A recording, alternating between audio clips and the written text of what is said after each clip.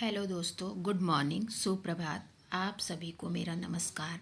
मैं आज आप लोगों को टीचिंग एप्टीट्यूड जो यूनिट पेपर फर्स्ट का है, शिक्षण योग्यता, उसको उसकी क्लास 1 आज स्टार्ट कर रही हूँ। इस चैनल पे आपको यूजीसी नेट के पेपर फर्स्ट की सारी content, study material PDF form में आपको अवेलेबल कराई जाएंगी तथा सारे इसके जो कॉन्सेप्ट्स हैं उनको क्लियर किया जाएगा एग्ज़ाम पॉइंट ऑफ व्यू से। बाकी मैं एग्ज़ाम के कुछ मंथ पहले आपको पीवाईक्यूज़, जितने भी लेटेस्ट करेंट में जो भी क्वेश्चंस हैं उनकी प्रैक्टिस, एमसीक्यूज़ सारी कुछ कराऊंगी। और पेपर सेकंड का जो एजुकेशन सब्जेक्ट है, जो भी लोग एजुकेशन से होंगे उनको मैं यूनिट वाइज सारे स्टडी मटेरियल प्रोवाइड कराऊंगी। बाकी उनके कॉन्सेप्ट्स की भी क्लासेस आएंगी। और आज मैं टीचिंग एप्टीट्यूड की क्लास फर्स्ट ले रही हूँ। इसी तरह से कंटिन्यूटी बनी रहेंगी और बाकी सारे यूनिट्स के सारे टॉपिक्स कवर कराए जाएंगे। तो चलिए हम स्टार्ट करते हैं। तो टीचिंग एप्टीट्यूड की जो सबसे पहले हम सिलेबस देखेंगे। किसी भी एग्ज़ाम की तैयारी से पहले उसके सिलेबस को अच्छे से, तो पहले तो उसकी हार्ड कॉपी ले लीजिए आप, और उसको पहले सिलेबस को अच्छे से पढ़िए, क्योंकि कई बार आपको सिलेबस से ही बहुत सारी चीज़ें एग्ज़ाम में देखने को मिलेंगी। तो पहले आपको सिलेबस अच्छे से समझना है कि आपको क्या क्या पढ़ना है, क्योंकि यूजीसी नेट का जो एग्ज़ाम है वो सिलेबस से बहुत कम क्वेश्चंस होते हैं। जो आपको कोई क्वेश्चंस होंगे जो सिलेबस से बाहर होंगे, नहीं तो सब कुछ उसका सिलेबस के अंदर ही से क्वेश्चंस होते हैं। तो पहले आप जो भी मीडियम से हैं, हिंदी या इंग्लिश, उसमें आप प्रिंट आउट निकाल लें सिलेबस के, और फिर सिलेबस को गो थ्रू करें, अच्छे से समझें। और इसमें टीचिंग एप्टीट्यूड में हमें पढ़ना क्या है वो पहले हम देखेंगे। तो उसमें टीचिंग का नेचर क्या होती हैं, ऑब्जेक्टिव्स उद्देश्य क्या होते हैं, कैरेक्टरिस्टिक्स, उसके बेसिक रिक्वायरमेंट्स क्या हैं, इस तरीके से टीचिंग के ये सारे पॉइंट्स हमें पढ़ने होंगे। इसमें टीचिंग एप्टीट्यूड से मैंने जो देखा है, तो स्वयं प्रभा और मूक से कुछ फैक्ट वाले क्वेश्चंस आ जाते हैं। जैसे आपने देखा होगा डीटीएच चैनल स्वयं प्रभास के पूछे जाते हैं। लास्ट टाइम सारस्वत पूछा गया था, वैसे ही इसमें फैक्ट के कुछ क्वेश्चंस आते हैं। बाकी सारे इसके स्टेटमेंट और अजर्सन्स रीजंस वाले ही क्वेश्चंस होते हैं, कॉन्सेप्ट। तो इसमें आपका कॉन्सेप्ट क्लियर होना बहुत ज़रूरी है।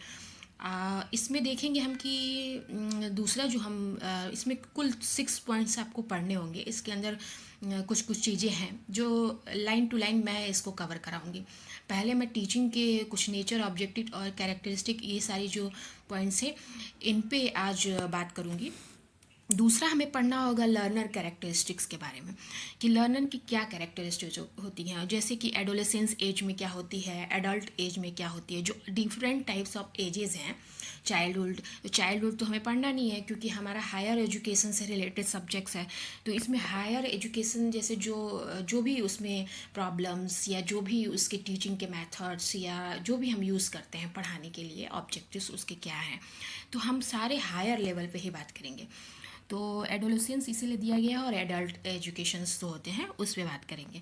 फिर फैक्टर अफेक्टिंग टीचिंग, जो टीचिंग के दौरान जो भी फैक्टर्स होते हैं जो अफेक्ट्स करते हैं, जैसे कि उसके मेथड से रिलेटेड हो गए, एड्स हो गए, जैसे जो टीचिंग एड्स जो हम असेसमेंट्स के लिए यूज़ करते हैं या जो टीचिंग के लिए यूज़ करते हैं, और टेक्निक्स क्या होती हैं टीचिंग के लिए, वो सारी चीज़ों का इस पॉइंट्स में बात करेंगे। नेक्स्ट हम देखेंगे टीचिंग मेथड। तो जो different type of teaching method होते हैं, जैसे कुछ तो जैसे लेक्चर मेथड हो गया या आपका क्वेश्चन आंसर मेथड, ये सारे क्या होते हैं, टीचर सेंटर्ड होते हैं। तो टीचर सेंटर्ड कुछ मेथड्स जो होते हैं उन पे बात करेंगे। और लर्नर सेंटर्स जो होते हैं, जैसे वो जो प्रोजेक्ट मेथड होते हैं, जो प्रोजेक्ट करते हैं, या जो भी साइंटिफिक मेथड जो भी होते हैं, जो वो लेबोरेटरी मेथड जो लैब में होते हैं, तो वो क्या होते हैं, ज़्यादातर वो लर्नर सेंटर होते हैं। उसमें क्या होते हैं, लर्नर प्रभावी होते हैं। तो वो दोनों ही पर्सपेक्टिव से हम जो भी टीचिंग मेथड्स होते हैं उस पर बात करेंगे। पांचवें में टीचिंग एड्स, जैसे कि ऑडियो विजुअल, और ऑडियो विजुअल दोनों मतलब जो एड्स होते हैं, जैसे कि चार्ट पेपर या ग्लोब है, तो वो क्या है, वो आप देख के उस पर मतलब देखते हैं, वो विजुअल एड्स हैं। जैसे ऑडियो विजुअल टीवी हो गया, टेलीविज़न के माध्यम से जो भी स्टडीज़ होते हैं, जो भी बच्चे सीखते हैं, तो वो हमारा ऑडियो विजुअल हो गया। इसी तरह विजुअल एड्स कुछ होते हैं जैसे रेडियो से हम कुछ समाचार या कोई भी जो एजुकेशनल चैनल्स चलते हैं उसके थ्रू जो ये बच्चे सीखते हैं वो आपका ऑडियो हो गया, एड्स। और आईसीटी का क्या रोल है टीचिंग में, ये सारी चीज़ों पे हम बात करेंगे। छठवा जो है वो इवेल्युएशन सिस्टम क्या है, जैसे उसके टाइप्स होते हैं इवेल्युएशन सिस्टम्स के, उस पर देखेंगे। और कैरेक्टरिस्टिक उसका, और क्या क्या टूल्स हम इवेल्युएशन के लिए यूज़ करते हैं, ये सारी चीज़ें आगे बढ़ेंगे। शिक्षण योग्यता ये हमने इसको हिंदी में रखा है। आप भी चाहें तो अपने नोट्स जो हैं, जो भी आप मीडियम से बिलोंग करते हैं, आप थोड़ा प्रीफर करें इंग्लिश को ही, क्योंकि एनटी का जो पेपर होता है वो मेरे एक्सपीरियंस से देखा जाए तो उसमें जो वर्ड्स होते हैं जो हिंदी के, वो थोड़े टफ होते हैं, उसको समझना मुश्किल है। तो अगर आप इंग्लिश थोड़ा सा उसको अपने बिहेवियर में लाएं और उस हिसाब से पेपर की तैयारी करें तो आपके लिए थोड़ा आसान हो जाएगा। बाकी अगर आपका मीडियम हिंदी है तो उसमें भी कोई डरने वाली बात नहीं है, आप अच्छे से तैयारी करें, अपना कंसेप्ट क्लियर करें तो आराम से आपका हो जाएगा। और बाकी इसमें देखेंगे कि इसमें हिंदी में मैंने इसको ही ट्रांसलेट किया है, आप भी करके अपना नोट्स बना सकते हैं। बाकी मैं आपकी सुविधा के लिए हिंदी इंग्लिश दोनों में ही पीपीटी तैयार किया है मैंने।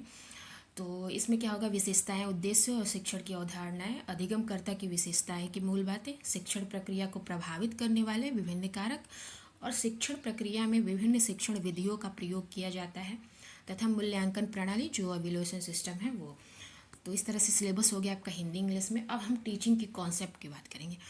तो जो टीचिंग का कॉन्सेप्ट होता है, हम जैसे कि हम शिक्षण जब करते हैं क्लासरूम में, जैसे ऐसा भी नहीं, यहाँ पे लगभग जो भी एजुकेशन के होंगे उन्होंने तो बीएड एमएड किया ही होगा, बाकी जो अदर सब्जेक्ट्स के होंगे और वो भी कभी ट्यूशन या जो भी स्कूल्स में एजुकेशन ऐसे टीचिंग कर रहे होंगे, पढ़ा रहे होंगे, तो उनको भी लगभग थोड़ी थोड़ी आइडिया होगा ही कि टीचिंग का क्या कॉन्सेप्ट होगा।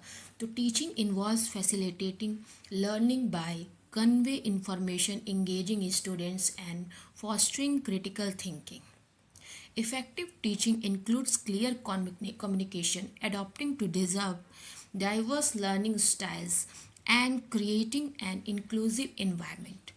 Strategy like active participation, feedback, and real world application enhance the learning experience. Continuous reflection and professional development contribute to effective teaching practices. इसमें कुछ की पॉइंट्स हैं जिस पे आप ध्यान देंगे, बाकी तो आपको नीचे हिंदी में भी दिया गया है, और जो इंग्लिश वाले हैं वो इंग्लिश में समझ ही रहे होंगे। तो इसमें हम जो कुछ की पॉइंट्स हैं, की पॉइंट्स आपके लिए बहुत ज़रूरी है। आप जब भी नोट्स बनाएं तो की पॉइंट्स से बनाएं। जैसे कि इसमें क्या है, क्रिटिकल थिंकिंग, जो भी जैसे आप टीचिंग कर रहे हैं उसमें टीचिंग में आपकी क्रिएटिविटी होनी चाहिए, जिससे बच्चों का जो क्रिटिकल थिंकिंग है वो इन्हांस हो। दूसरी लाइन में हम देखेंगे कि जो हमारा कम्युनिकेशन है और हमारी जो लर्निंग स्टाइल है वो एकदम क्लियर हो, और हमारी लर्निंग जो भी स्टाइल है वो इंक्लूसिव इन्वायरमेंट को सपोर्ट करने वाली हो। जैसे इंक्लूसिव, जैसे जो लोग बीएड एमएड किए होंगे उनको तो इंक्लूसिव का मतलब पता होगा, लेकिन अदर जो सब्जेक्ट्स के हैं उनको इंक्लूसिव का उतना आइडिया नहीं होगा। तो इंक्लूसिव का मतलब है समावेशी शिक्षा।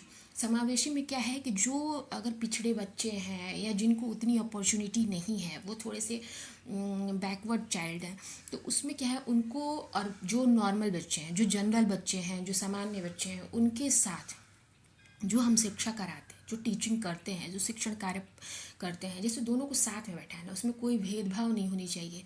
बस ये है कि जो भी ऐसे बच्चे हैं जो उनको थोड़ी सी लर्निंग डिसेबिलिटी कुछ ऐसी हैं, तो उनको कुछ फैसिलिटीज़ प्रोवाइड कराएं। जैसे कि जिनकी विजुअल पावर थोड़ी कम है, तो उनको क्या है कि थोड़ा आगे बैठाएं, या उनको जो भी प्रोवाइड करा सकते हैं फैसिलिटी उनके डिसेबिलिटी के अनुसार वो प्रोवाइड करें। तो ये मतलब होता है आपका इंक्लूसिव इन्वायरमेंट का। और आपकी जो स्ट्रैटेजी है और जो पार्टिसिपेशन या फीडबैक, जैसे पार्टिसिपेशन वाला क्लास क्या होता है, जैसे यहीं पे हम क्लास में, जैसे कि अगर मैंने कुछ पूछा या मैं अगर कुछ कह रही हूँ कि आप पढ़ो हिंदी, और मैं जो चीज़ें बता रही हूँ, जो पढ़ रही हूँ, उसका आप भी उधर से रिप्लाई करें कमेंट के थ्रू, या आपका भी उसमें पार्टिसिपेशन हो, जैसे रियल क्लासरूम में होता है। तो उस तरीके का आपको इन्वायरमेंट टीचिंग में बनाना है, ठीक है। जब भी आप टीचिंग करें तो ऐसा इन्वायरमेंट होना चाहिए जैसे कि आपको लगे कि वो रियल वर्ल्ड में इन्वायरमेंट हो रहा है, भले से वो वर्चुअल हो या सच में रियल क्लासरूम हो, उसमें भी। तो इसमें पार्टिसिपेशन, एक्टिव पार्टिसिपेशन बहुत ज़रूरी है। और जैसे आप फीडबैक देते रहें बच्चों को, जैसे कि वो अगर कुछ बताते हैं तो अच्छा है, या कुछ अगर गलती भी करते हैं तो उसको भी इस तरीके से समझाएं कि वो उसमें सुधार लाएं वो।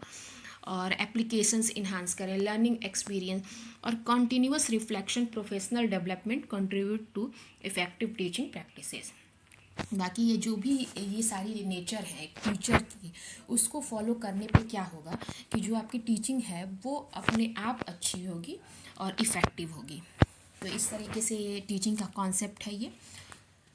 अब टीचिंग की ऑब्जेक्टिव्स की बात करेंगे तो टीचिंग की ऑब्जेक्टिव्स में क्या होता है कि जो टीचर है उसके टीचिंग में क्लैरिटी हो, मेजरेबिलिटी हो, रिलेवेंस हो, अटेनेबिलिटी हो और स्पेसिफिसिटी हो।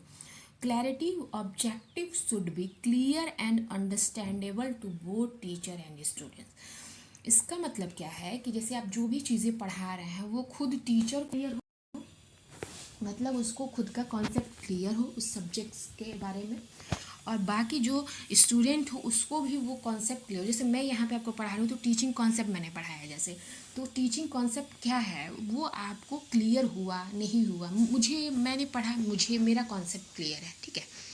अब आपका कॉन्सेप्ट क्लियर हो रहा है कि नहीं, ये दोनों पर्सपेक्टिव हम देखेंगे। दोनों चीज़ें होनी चाहिए टीचिंग में। ये नहीं कि टीचर समझ रहा है, बहुत बार ऐसा होता है कि हमें किसी टीचर की चीज़ें समझ में आती हैं, किसी टीचर की बताई हुई चीज़ें हमें समझ नहीं आती हैं। तो ये वही चीज़ है कि टीचर तो समझ गया, उसे तो समझ में आ गया, बट स्टूडेंट को कितना समझ में आया ये भी ज़रूरी है। तो ये क्लैरिटी होनी चाहिए कि दोनों लोगों के कॉन्सेप्ट में क्लैरिटी, टीचर और एज पर एज स्टूडेंट। और measurability, they must be measurable allowing for assessment of whether the objective have been met।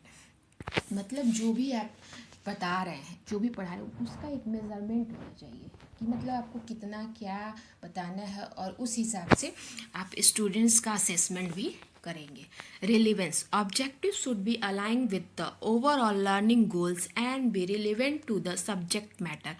जो हमारा रेलिवेंसी है, मतलब जैसे आप कई बार बोलते हैं कि अरे ये टॉपिक तो जो ये कॉन्सेप्ट है वो रेलेवेंट नहीं है एग्ज़ाम पर्सपेक्टिव से, या इस टॉपिक को वो रिलाई नहीं करता है, तो उसका मतलब यही है कि जो भी आप पढ़ाएं, जो भी चीज़ें हैं, जैसे जो मैंने ये पीपीटी बनाया है या जो मैं बता रही हूँ, वो हमारे एग्ज़ाम पर्सपेक्टिव से कितना रिलाई करता है, कितना रिलेवेंस है। अब ये ना हो कि हम ऐसी पढ़ाई पढ़ें, ऐसी चीज़ें पढ़ें जो हमारे एग्ज़ाम में पूछी ना जाए, ठीक है। तो एग्ज़ाम में वो चीज़ें आनी चाहिए, वो हमारी रिलेवेंसी, हमारे यूजीसी नेट के एग्ज़ाम के लिए रिलेवेंट होना चाहिए। तो इस तरीके से हम तैयारी करेंगे, इस तरीके से पढ़ेंगे तो हमारा क्या होगा, टीचिंग का ऑब्जेक्टिव जो होगा वो फुलफिल हो जाएगा। Attainability, objective should be realistic and achievable within the given time frame and resources. जो भी मतलब हम पढ़ा रहे हैं, जो भी चीज़ें कर रहे हैं, वो मतलब बच्चों को समझ आनी चाहिए, वो उस चीज़ को अचीव कर पाएँ, समझ पाएँ, और उनको रिसोर्सेज प्रोवाइड कराएं। जैसे कि जैसे मैं आपको यहाँ पीपीटी ये प्रोवाइड कराऊंगी वीडियो फॉर्म में, तो ये क्या है, अटेनेबिलिटी, मतलब आप कितना अटेन है, कितना अटेंड कर रहे हैं चीज़ों को, और बच्चों को वो प्रोवाइड करा रहे हैं रिसोर्सेज, या उनको जितनी भी हेल्प हो सके वो करें। Specificity, clearly outline what students should know or be able to do after completing the lesson or course by setting clear teaching objectives. Educators enhance the effectiveness of in their instruction and provide a roadmap of student learning। इसको simple से शब्दों में समझें तो बच्चों को आपको दिशा मार्ग दिखानी है, ना कि उनको हाथ पकड़ के उनको स्पून फीडिंग करानी है। उनको क्या है, उनको बताना है कि कैसे, जैसे मैं आपको एक गाइडलाइन दे रही हूँ, बता रही हूँ, तो ये सिर्फ इन स्लाइड और इन पीपीटी से आपका काम नहीं चलेगा। आपको इन चीज़ों को बार बार पढ़ना होगा, अपने भी कुछ रिसोर्सेज, बुक्स, जैसे कि पेपर फर्स्ट के लिए आप KVS मदान की बुक प्रेफर कर सकते हैं। मैं इसका प्रमोशन नहीं कर रही हूँ, ये जस्ट मैंने खुद पढ़ा है इस बुक से, तो इस वजह से मैं आपको बता रही हूँ। तो आप इसको प्रेफर कर सकते हैं, खुद की अपनी नोट्स बना सकते हैं और भी अच्छी तरीके से। तो उस तरीके से आपको एक रोड मैप दिया जाए, ठीक है। तो ये आपको हिंदी में है, शिक्षण उद्देश्य, स्पष्टता, मापनीयता, सार्थकता, साध्यता, विशिष्टता। इसको आप लोग एक बार पढ़ लें। फिर हम लेवल्स ऑफ टीचिंग की बात करेंगे। इसमें 3 लेवल्स होते हैं, ठीक है। जिन लोगों ने बीएड किया होगा उनको, एमएड किया होगा उनको तो पता ही होगा। तो इसमें क्या होता है, पहला मेमोरी लेवल, दूसरा अंडरस्टैंडिंग लेवल और तीसरा रिफ्लेक्टिव लेवल। अब इसको एकदम सीधा सीधा सा समझें हम तो। मेमोरी लेवल जो होता है वो थॉटलेस टीचिंग होता है। मेमोरी से आपको समझ रहा है, जैसे किसी चीज़ को रट लेना, याद कर लेना, तो उसमें आप क्या सोचते हो, आप कुछ नहीं सोचते हो। जैसे कई बार ऐसी चीज़ें होती हैं जो हमें समझ नहीं आती, कितना भी आप समझा लो उसको समझ नहीं आती, तो उसको क्या करते हैं, उसको रट लेते हैं, रट्टाफिकेशन कर लेते हैं, ठीक है। तो वो क्या होगा, थॉटलेस प्रोसेस है। उसमें हम कोई मतलब अपने दिमाग को कोई जोर नहीं दे रहे हैं, दिमाग पे कोई दबाव नहीं लगा रहे हैं, ठीक है। तो इसमें क्या है, मेमोरी लेवल में थॉटलेस टीचिंग होती है। स्मृति स्तर इसका हिंदी, विचारहीन शिक्षण। अंडरस्टैंडिंग लेवल जो दूसरा लेवल है, इसमें क्या है, थॉटफुल टीचिंग होती है। इसमें जो भी हम बताते हैं उसमें बच्चों को समझाते हैं, ठीक है, समझाते हैं, उनका कॉन्सेप्ट क्लियर कराते हैं। पहले में क्या है, कोई समझाने का मतलब नहीं है, सिर्फ हम लेक्चर दिए, उनको बोल दिया, वो अपना रट लिए, ठीक।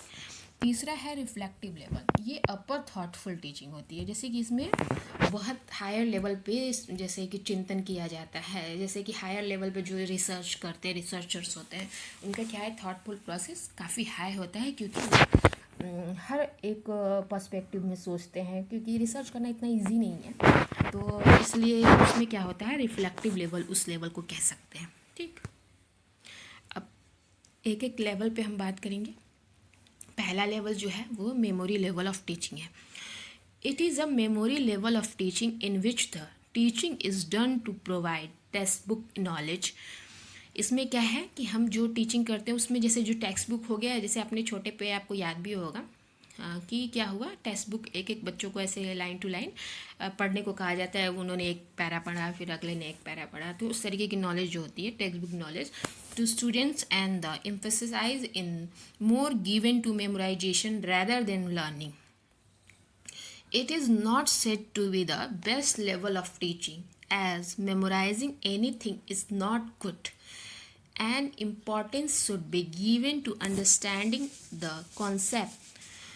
Well, this level help in increasing the memory power. हाँ, मतलब इसमें कुछ चीज़ें ऐसे बोला भी गया है कि इसमें अंडरस्टैंडिंग लेवल जो है वो अच्छा होता है अपने आप में, और मेमोराइजिंग करना मतलब किसी चीज़ को याद कर लेना, रट लेना, वो आपका परमानेंट वो नॉलेज नहीं होता है। वो आप जस्ट जिस एग्ज़ाम के लिए दे रहे हैं, या आपको कल टीचर ने बोला है याद करके आने के लिए, आप उसके लिए याद कर रहे हैं, तो उस तरीके की चीज़ें जो हैं वो तो आपकी काम हो जाएंगी, पर वो आपका परमानेंट नॉलेज नहीं है, ठीक है।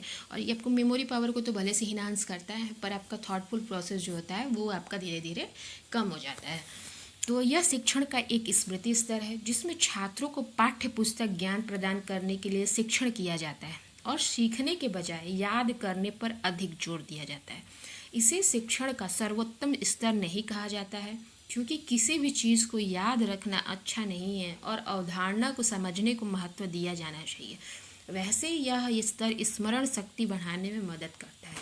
तो इस तरीके से मुझे लग रहा है कि आपको मेमोरी लेवल तो समझ में आ गया। अगर इससे कोई अजर्सन रीज़न वाले क्वेश्चन आए, स्टेटमेंट वाले, तो आप कर लेंगे, ठीक है। तो इसको आप अच्छे से समझ लीजिएगा। बाकी आपको की पॉइंट्स जो भी लगते हैं उसको आप अपना नोट्स बनाइए अपने लैंग्वेज में। इसको कॉपी करने की ज़रूरत नहीं है, क्योंकि सबका अपना तरीका होता है पढ़ने का। तो आप अपना नोट्स बनाइए अपने हैंड राइटिंग में, तो ज़्यादा अच्छा होगा आपके लिए। अंडरस्टैंडिंग लेवल ऑफ टीचिंग, तो जैसे कि अंडरस्टैंडिंग लेवल का हम लोगों ने बात किया कि ये क्या होता है, थॉटफुल प्रोसेस होता है इसमें। तो understanding level teaching is a more deliberate teaching method in which student interact with concept. देखिए, इस कॉन्सेप्ट से इंटरेक्ट करते हैं बच्चे, ठीक है, कॉन्सेप्ट को समझते हैं, ना कि सिर्फ रट लेते हैं। And as the name implies comprehend the content, they evaluate the concepts and bring together the facts and other notions associated with them based on the students' prior awareness and comprehension level. Teachers and students are also equally interested in this phase. And in this teaching stage, teachers use debates, seminars, explanations, and other similar methods. The classroom atmosphere is welcoming and stimulating. ठीक है, तो इसको अब मुझे नहीं लग रहा है कि आपको नहीं समझ में आएगा, बहुत सिंपल सा है। कि इसमें स्टूडेंट और टीचर दोनों ही इंटरेस्टेड होते हैं अंडरस्टैंडिंग लेवल में, क्योंकि इसमें क्या होता है सिर्फ फैक्ट पे बात नहीं होती, साथ में कॉन्सेप्ट की भी बात होती है। और ये बच्चों को क्लासरूम जो इन्वायरमेंट होता है वो थोड़ा स्टिमुलेटिंग होता है। स्टिमुलेटिंग मतलब आपने पॉलॉव की थियरी पढ़ी ही होगी, जिसमें कि स्टिमुलस रिस्पॉन्स, जैसे कि आपको कुछ उद्दीपन दिखाया जाए, फिर आप रिस्पॉन्ड करते हैं उस पर। तो जो लोगों ने पढ़ा होगा, जैसे कि वो कुत्ते का जो एक्सपेरिमेंट था, जिसमें कि उसको भोजन दिखाने पर वो क्या होता है, लार टपकाता है। तो उस तरीके का इन्वायरमेंट क्रिएट हो जाता है अपने आप अंडरस्टैंडिंग लेवल में, क्योंकि ये क्या होता है, इंटरेस्टेड होता है। समझ के स्तर पर शिक्षण एक अधिक विचारशील शिक्षण पद्धति है, जिसमें छात्र अवधारणाओं के साथ बातचीत करते हैं और जैसा कि नाम से पता चलता है कि सामग्री को समझते हैं। वे अवधारणाओं का मूल्यांकन करते हैं और छात्रों को पूर्व जागरूकता और समझ के स्तर के आधार पर उनसे जुड़े तथ्यों और अन्य धारणाओं को एक साथ लाते हैं। शिक्षक और छात्र भी इस चरण में समान रूप से रुचि रखते हैं और इस शिक्षण चरण में शिक्षक बहस, सेमिनार, स्पष्टीकरण और अन्य समान तरीकों का उपयोग करते हैं। कक्षा का माहौल स्वागत योग्य और उत्साहवर्धक होता है। तो आप सभी को समझ में आ गया होगा। इसके की पॉइंट्स में, कीवर्ड्स में आप अपने नोट्स पे नोट डाउन कर लें। नेक्स्ट हम देखेंगे थर्ड लेवल जो होता है reflective level of teaching. The introspective level of teaching is also known as the reflective level. This is the most advanced level of the teaching learning method. This is because teaching does not end until the students have grasped the idea. It goes beyond comprehension and requires students to focus on what they have heard or understood. This is more advanced stage in which the learner advances one step further through the concept to comprehend the concepts multiple dimension. अब यहाँ देखिए आप इन सब चीज़ों का क्या मतलब है कि आप ये रिफ्लेक्टिव लेवल पे बहुत सारे डायमेंशंस पे आप थिंक करते हैं। जैसे कि आप एक दिशा में नहीं सोचते हैं। अंडरस्टैंडिंग लेवल में क्या है कि कुछ आपको दिशा मार्ग दी जाती है कि आप ये इस दिशा में आप सोचिए, इस दिशा में आपको एक डायरेक्शन दिया जाता है। पर रिफ्लेक्टिव लेवल में ऐसा कोई डायरेक्शन नहीं होता, कोई डायमेंशन नहीं होता, आप मल्टीपल डायमेंशन में सोचते हैं। मतलब इसमें एक हायर ही लेवल का थिंकिंग प्रोसेस होता है। तो this is the level of instruction in which the instructor encourages and stimulates students to think about and reflect on the content and concepts they have learned. तो इसमें आपको समझ में आया होगा कि शिक्षण के आत्मनिरीक्षण स्तर को चिंतनशील स्तर के रूप में भी जाना जाता है। यह शिक्षण अधिगम पद्धति का सबसे उन्नत स्तर है। ऐसा इसलिए है क्योंकि शिक्षण तब तक समाप्त नहीं होता जब तक छात्र विचार को समझ नहीं लेते। यह समझ से परे है और छात्रों को उस पर ध्यान केंद्रित करने की आवश्यकता है जो उन्होंने सुना या समझा है। यह एक अधिक उन्नत चरण है जिसमें शिक्षार्थी अवधारणा के कई आयामों को समझने के लिए अवधारणा के माध्यम से एक कदम आगे बढ़ाता है। यह निर्देश का स्तर वह स्तर है जिसमें प्रशिक्षक छात्रों को उनके द्वारा सीखी गई सामग्री और अवधारणाओं के बारे में सोचने और प्रतिबिंबित करने के लिए प्रोत्साहित और उत्तेजित करता है। अब मेमोरी लेवल में कुछ आपको जैसे कि पॉइंट्स, स्टेप्स हैं, ठीक है, जिससे को फॉलो करते हुए मेमोरी लेवल जो है उसको हम देखते हैं। ठीक, तो इसमें 5 स्टेप्स हैं। जैसे कि इसको मेमोरी लेवल को पहले आप जान लीजिए कि हर्बर्ट ने दिया है। ये भी डायरेक्ट क्वेश्चन आता है, मुझे लग रहा है लास्ट के मार्च या जून वाले सेशन में आया था डायरेक्ट कि मतलब मेमोरी लेवल को किसने दिया। तो ये हर्बर्ट ने दिया है और ये 5 स्टेप्स का होता है इसमें। जैसे कि फोकस पहला, दूसरा सिंटैक्स, तीसरा सोशल सिस्टम, चौथा सपोर्ट सिस्टम, पांचवा इवैल्यूएशन। अब ये आपको थोड़ा इस तरीके से आपको पढ़ना होगा और इसमें जो कीवर्ड्स हैं उस पर ध्यान देना होगा। जैसे पहला जो फोकस है उसमें the teaching at memory material aims at causing learning that may enable the student. पहला है to train the mental discipline, to acquire factual information, to retain the learned material for longer time, to recall or produce and recognise the learn material. तो इसमें मुझे नहीं लग रहा कि आपको समझ में नहीं आएगा, बहुत सिंपल लैंग्वेज में है कि इसमें मेंटल डिसिप्लिन सिखाई जाती है, फिर फैक्चुअल इन्फॉर्मेशन पे बात की जाती है, और जो भी आप मटेरियल लर्न करें उनको थोड़ा लंबे टाइम के लिए रिटेन कर पाएँ, उसको अपने माइंड में सेट कर पाएँ, उस पर बात की जाती है। फोकस में इसी पे फोकस होता है, ठीक है। तो ये जो फर्स्ट लेवल है, जैसे कि इसमें क्या होता है, जो लर्निंग मटेरियल है उसको रिकॉग्नाइज किया जाता है, ठीक है, उसको रिकॉल कर पाएँ। अगर वो चीज़ें व्यवस्थित नहीं होंगी माइंड में तो रिकॉल करना थोड़ा मुश्किल हो जाएगा, तो उस तरीके से इसमें बात की जाती है। तो इसका इस हिंदी में है, तो आप एक बार पढ़ लीजिए इसको, ठीक है। बाकी दूसरा सिंटैक्स है, तो the structure of the model is developed by 5 formal step of herbs. These steps from the paradigm of teaching. First है, इसमें भी 5 स्टेप, सिंटेक्स में जो दूसरा उसका स्टेप है फोकस सिंटेक्स दूसरा, उसमें 5 स्टेप्स हैं। जैसे पहला प्रिपरेशन, दूसरा प्रेजेंटेशन, और तीसरा आपको कंपैरिजन एंड एब्स्ट्रैक्शन, और चौथा जनरलाइजेशन, फिर एप्लीकेशन। तो हम जो पहला बात करेंगे प्रिपरेशन, तो ये क्या होता है, जैसे कि मान लीजिए आप कोई भी चीज़ पढ़ाने वाले हैं, ठीक है, तो उसमें क्या होता है, थोड़ा सा उस चीज़ को मटेरियल को प्रिपेयर करना, टीचर उसको प्लान करता है। जैसे कि the focus of this step is to bring in to consciousness relevant ideas of the subject matter. A teacher plans about the presentation of the content. जैसे कि आपको याद होगा कि बीएड में हम एक लेसन प्लान बनाते थे टीचिंग करने से एक दिन पहले, उसको फिर टीचर चेक करते थे, फिर हम उसको क्लासरूम में इम्प्लीमेंट करते थे, उसका एप्लीकेशन करते थे, ठीक है। जस्ट उसी तरह से आप सोचेंगे कि जैसे कि हम लेसन प्लान बनाए हैं, उसके लिए एक प्लान, एक स्ट्रैटेजी बनाए कि कैसे हम इस टॉपिक को कल पढ़ाएंगे। फिर दूसरा हम प्रेजेंट करते हैं उसको, ठीक है। Teacher should have a definite work, फिर teacher should have a definite structure of teaching activities, फिर teacher should impart specific content. तो इस तरीके से हम क्या होगा, इन सारी जैसे कि टीचिंग जो एक्टिविटीज़ क्या हम करेंगे, क्या स्पेसिफिक कंटेंट होगा हमारा, तो इस तरीके से हम एक प्लान करके फिर प्रेजेंट करेंगे क्लासरूम में, ठीक है। तो ये हिंदी में है। फिर तीसरा जो होता है comparison and abstraction. In this steps the teacher attempts to compare between new system, new facts and new ideas to identify similarity among new facts।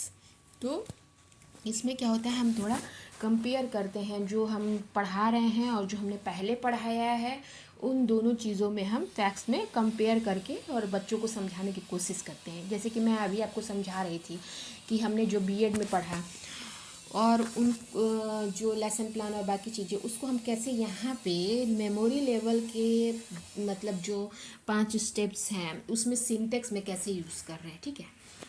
तो चौथा हो गया जनरलाइजेशन। अब इसको क्या होगा, हम जनरलाइज कर देंगे। In this step teacher generates the situation so that students are able to point out similarities of elements of ideas and knowledge. The changing of learning aids in generalization. The rhythms and recitation method are used at this stage. तो वही कहा जा रहा है कि जैसे आप जो भी नॉलेज आपको मिला उसको क्या करेंगे, आप जनरलाइज, आपको इम्प्लीमेंट करना है, ठीक है। जैसे आप कोई मैथ के आपको किसी फार्मूला पर आपको एक क्वेश्चन करा दिया गया है, तो आप क्या करेंगे, उस पर आके प्रैक्टिस करेंगे। उससे क्या होगा, आपका वो जो कॉन्सेप्ट है वो जनरलाइज हो जाएगा, वो आप उस पर एकदम आपकी प्रैक्टिस अच्छी बन जाएगी, पकड़ बन जाएगी। फिर अगला हम देखेंगे एप्लीकेशन। फिर टीचर क्रिएट सिचुएशन और problem so that the student may use memorise fact for the further facts. The mathematical tables are use in multiplication and division. तो जैसे क्या होगा, इसमें एप्लीकेशन जैसे कि हम जो अप्लाई कर देते हैं, जो हम क्लासरूम में उसमें पढ़ाते हैं, ठीक है, तो हमारा क्या होगा, वो एप्लीकेशन होगा। और स्टूडेंट्स का क्या होगा, टीचर उसको जो पढ़ा रहा है उसको जब वो जाके अपना खुद से प्रैक्टिस करेगा तो वो क्या होगा, उसका एप्लीकेशन, उसको उसने क्या किया, अप्लाई कर लिया। फिर तीसरा हम जो उसका स्टेप है सोशल सिस्टम, मेमोरी लेवल का, उसमें बात करेंगे।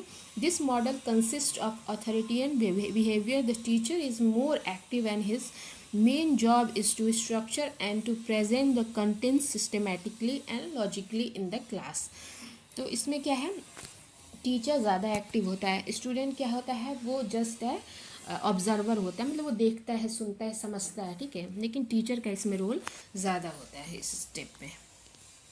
अभी हिंदी में आपको स्लाइड मिली है, अब एक बार इसको एक बार पढ़ लीजिए। फिर अगला है support system. This model requires some supportive device to make it more effective, ठीक है। तो जैसे कुछ हम टीचिंग एड्स यूज़ करते हैं, जैसे मान लीजिए हमें कुछ भी ऐसे समझाना है, सोशल साइंस का ही, भूगोल का ही मान लीजिए कुछ समझाना है, तो अब क्या होगा, सपोर्टिव सिस्टम की तरह ग्लोब लेके जाएंगे, फिर ग्लोब पे आप बच्चों को समझाएंगे, ठीक। तो more meaningful material should be use to present at this level.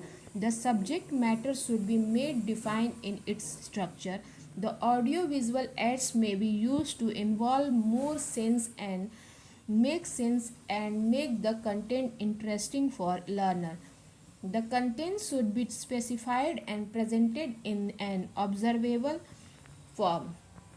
इस मॉडल को अधिक प्रभावी बनाने के लिए कुछ सहायक उपकरणों की आवश्यकता है। इस स्तर पर प्रस्तुत करने के लिए अधिक सार्थक सामग्री का उपयोग किया जाना चाहिए। विषय वस्तु को उसकी संरचना में परिभाषित किया जाना चाहिए।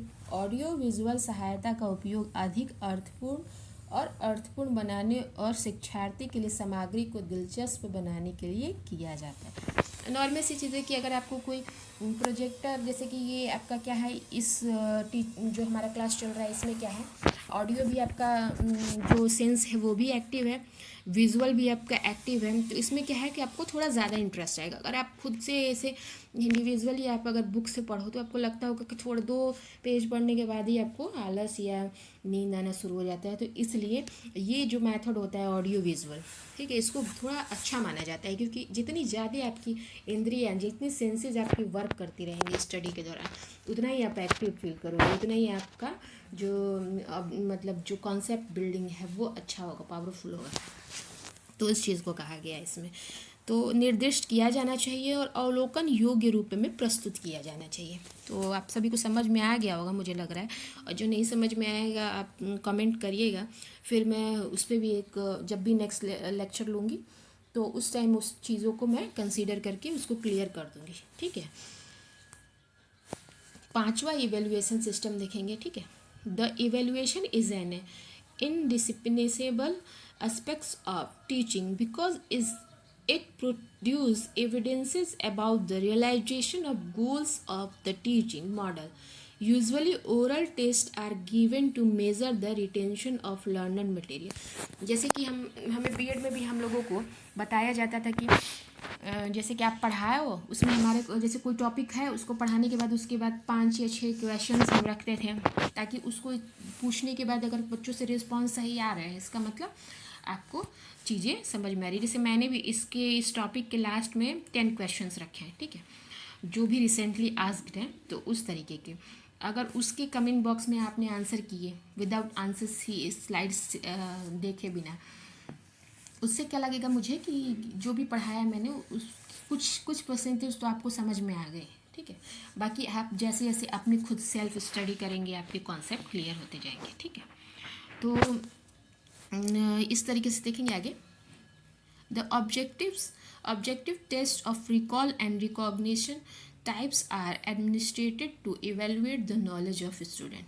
मूल्यांकन शिक्षण का एक अनिवार्य पहलू है, क्योंकि यह शिक्षण मॉडल के लक्ष्यों को प्राप्ति के बारे में साक्ष्य तैयार करता है। आमतौर पर सीखी गई सामग्री की अवधारणा को मापने के लिए मौखिक परीक्षण दिए जाते हैं। छात्रों के ज्ञान का मूल्यांकन करने के लिए रिकॉल और रिकॉग्निशन प्रकार के वस्तुनिष्ठ परीक्षण आयोजित किए जाते हैं, ठीक है। तो मुझे नहीं लग रहा है कि किसी को भी ये मेमोरी लेवल के 5 step, focus, syntax, social system, support system और इवेल्युएशन सिस्टम आपको समझ में नहीं आएंगी, ठीक है। इसको एक सीक्वेंस में एक थोड़ा स्टोरी, थोड़ा सा ट्रिक अपना बना के उस तरह से कि किसी चीज़ को हम फोकस करते हैं पहले, फिर उसके बाद क्या होता है उसकी कुछ प्लानिंग करने के लिए हम सिंटेक्स तैयार करते हैं, जैसे जिसमें उसमें 5 स्टेप्स है आपको, ठीक। तो उसको कंसीडर करते हुए फिर हम क्या करते हैं उसका थोड़ा सा सोशल सिस्टम देखते हैं कि कितना वो सोशली फिट आता है, ठीक। फिर उसके बाद उसका सपोर्ट सिस्टम हम चेक करते हैं, फिर हम उसका इवैल्यूएशन फाइनली करते हैं। तो इस तरीके से आपको याद करना होगा। फिर नेक्स्ट जो स्टेप है, लेवल है उसका अंडरस्टैंडिंग लेवल। तो उस पर हम बात करेंगे, ठीक है।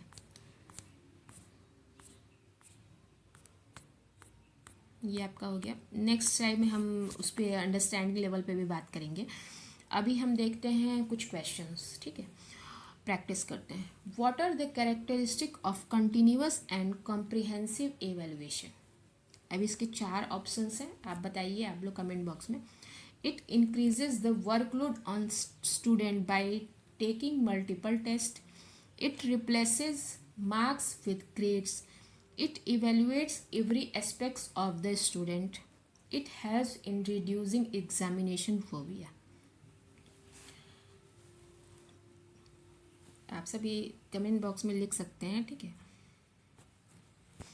बाकी इसका जो आंसर है वो आपको चौथा सही है, ठीक है। फोर्थ में क्या है, BCD। फर्स्ट क्यों नहीं सही है, क्योंकि it increase the work load on student by taking multiple test.